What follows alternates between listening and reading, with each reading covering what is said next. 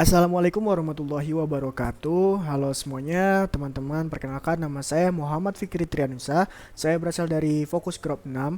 Nah, pada kesempatan kali ini Fokus Group 6 akan memaparkan mengenai borang 2, yaitu Fokus Group kami akan mengangkat tema mengenai fenomena toleransi antar umat beragama di Kampung Sawah Bekasi. Dan kami akan mengangkat fokus pada toleransi umat beragama dari berbagai suku bangsa yang ada di sana. Sebelumnya, izinkan saya untuk memaparkan materi yang saya angkat, yaitu mengenai relasi antara Pancasila, sila ke-1, dengan Pancasila, sila ke-3. Seperti yang kita ketahui, bunyi dari sila pertama, yaitu dalam Pancasila, yaitu mengenai ketuhanan yang Maha Esa. Nah, sila ini mengandung nilai ketuhanan. Masyarakat menjalankan perintah agama dengan menjunjung tinggi nilai-nilai kemanusiaan, menjadikan agama sebagai basis membangun persatuan dan kedamaian, menghargai perbedaan secara demokratis dan berupaya mensejahterakan rakyat.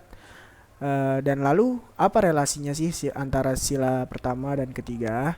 Sebagai hamba Tuhan yang mengamalkan sila pertama, maka seharusnya orang-orang tersebut atau masyarakat Indonesia, terutama kita, yaitu memelihara dan menjaga persatuan dan kesatuan atau bertoleransi. Nah, entah itu bertoleransi dalam beragama, berbudaya, atau toleransi antar suku bangsa dan lain-lain. Nah, maka dari hal tersebut kita sudah telah mengamalkan sila pertama, yaitu ketuhanan, dan juga mengamalkan sila ketiga, yaitu persatuan. Tidak ada agama yang mengajarkan kekerasan dan perpecahan. Justru setiap agama itu mengajarkan untuk memelihara kesatuan dan kebersamaan, serta menyebarkan kasih sayang. Hal-hal tersebutlah yang akan menyatukan dan memajukan bangsa. Sekian dari saya, materi selanjutnya akan dibahas oleh teman saya. Materi selanjutnya mengenai pengaruh toleransi beragama dalam perekonomian Indonesia.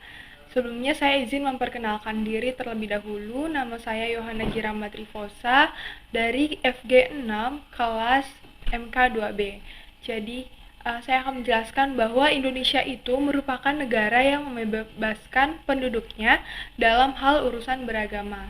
Tentunya dengan 6 agama yang diakui, kita sudah seharusnya saling menghormati dan menghargai satu sama lain. Namun sayangnya, perbedaan keyakinan di Indonesia kerap kali diwarnai dengan hal-hal yang tidak menyenangkan. Padahal sedari dahulu, bangsa Indonesia sudah mengakui beberapa agama yang bebas untuk diyakini.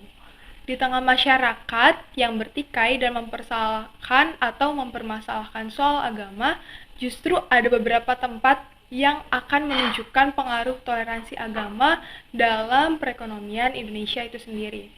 Contohnya adalah destinasi wisata Puja Mandala yang berada di Denpasar. Jadi destinasi ini mengajarkan kerukunan di tengah-tengah perbedaan agama.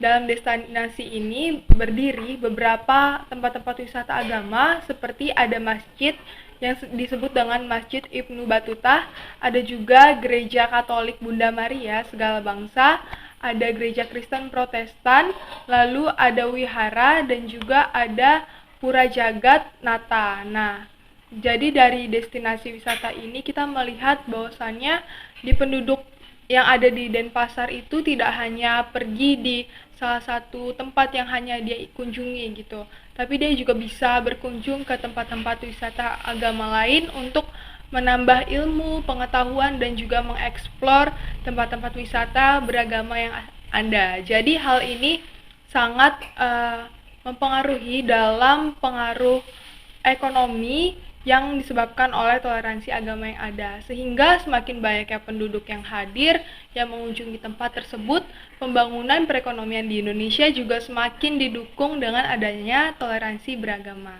Selanjutnya, saya Stefani Lorenza akan menjelaskan mengenai cara mematahkan kecurigaan serta pandangan negatif terhadap umat beragama lain. Pluralisme keagamaan adalah hal yang tidak bisa dihindari di tengah-tengah masyarakat yang majemuk. Untuk bisa saling hidup berdampingan satu sama lain, diperlukan sikap dan kesadaran untuk toleran terhadap agama lain. Dengan bersikap toleransi, kita menghargai agama orang lain tanpa melakukan diskriminasi ataupun intimidasi.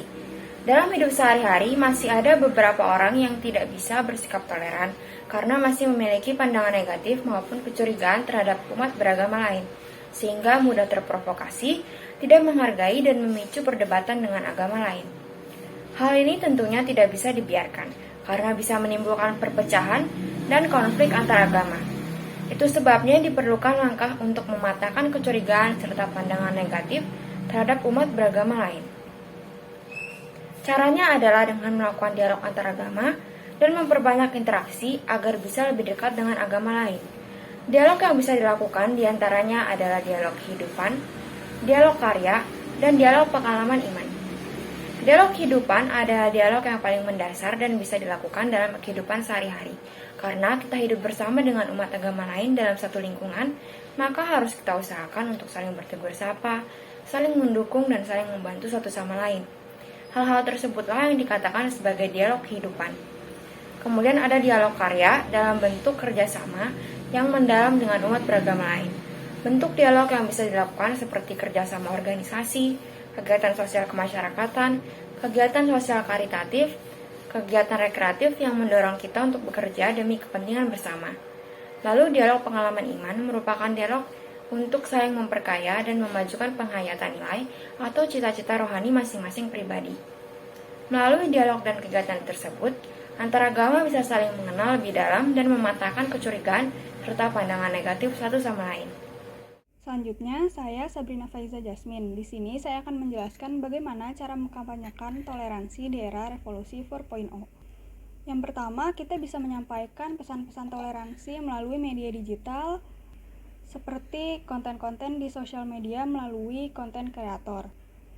Jadi secara tidak langsung masyarakat bisa mendapatkan hiburan sekaligus mendapatkan pesan-pesan di balik konten tersebut. Selanjutnya, membuat film atau series drama yang mengandung makna-makna atau arti toleransi itu sendiri. Contohnya seperti film dan series Cek Toko Sebelah karya Ernest Prakasa.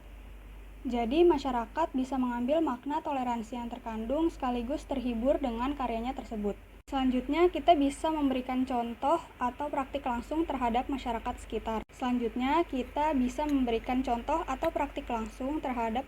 sekitar. Tentang apa itu toleransi dan makna-maknanya.